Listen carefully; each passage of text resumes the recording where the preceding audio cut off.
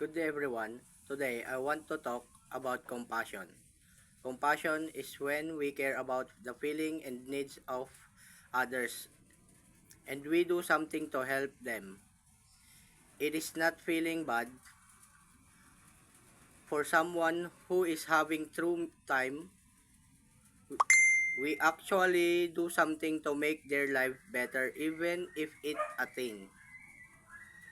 For me, compassion is about being kind and understanding. We see someone who is struggling, we try to put ourselves in their shoes. We think about how they're feeling and what they might need. Compassion is not about people, it's also about the environment. The earth is our home. We need to take care of it. In our life, we meet people who are facing problems that we cannot see. They might be sad, stressed, or having trouble at home. A compassionate person tries to understand what they are going through. We do not judge them always. Instead, we try to be kind and respectful. Every person is important, deserves to be treated with care. One big part of compassion is empathy. Empathy is when we try to understand how somehow how someone else is feeling. When we are empathetic, we listen carefully and we are more patient. We want to help the person. For example, if someone in our class is having trouble with a lesson, we do not laugh at them. Ignore them. We help them explain what we know or encourage them to keep trying. We can show compassion in ways. We can help someone be kind, forgive mistakes, respect difference, and be considerate. Sometimes people do not need gestures. They just need someone to listen and support them. Compassion is also about taking care of the environment. The environment gives us everything we need to live. The air we breathe, the water we drink, and the nature around us are all connected to our well-being. When we throw trash anywhere, waste resources, or hurt the ecosystem, we hurt not the environment, but also people and future generations. We can be compassionate to the environment by doing things.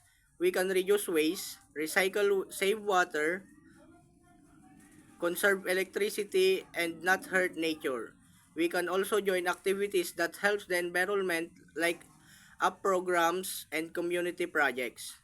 Taking care of the environment is also a way of taking care of people. Our action affects lives. For example, keeping our surroundings clean makes a place for everyone. Saving resources ensure that future generation can also use them. Another important idea is this discernment.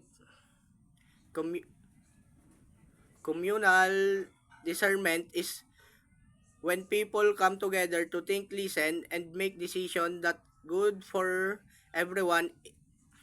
It is a process where we considered opinions and work together to find solutions.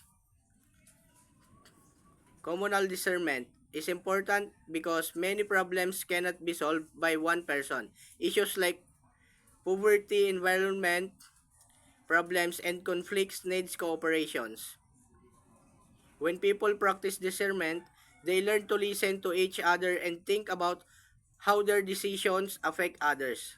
For example, if a community wants to stop pollution, people can discuss solutions. They can share ideas, understand concerns, and decide on actions that benefits everyone. Of thinking just about personal interest. Communal discernment encourage people to think about the needs of the whole community. Communal discernment helps create a compassionate world. It promotes unity, respect, and responsibility. It reminds us that we are connected. Our choice to do not just affect us, they also affect people around us and the world we live in. In our community, we can practice discernment being by open-minded listening to others and having meaningful discussion. We can work together, find solution, and support each other. When people cooperate with a compassion, communities become stronger and caring. In conclusion, compassion is about understanding others and responding with kindness and action. It is about how we treat people and the environment. Compassion teach us to respect life, help others, and be responsible. Communal discernment is important because it helps people when together and make decisions that are guided by care and concern. For everyone, a compassionate world is being through actions every day. Every kind word, every helpful actions, and everyone responsible choice makes a future for everyone. Thank you, and I hope we can keep practicing compassion in our daily lives.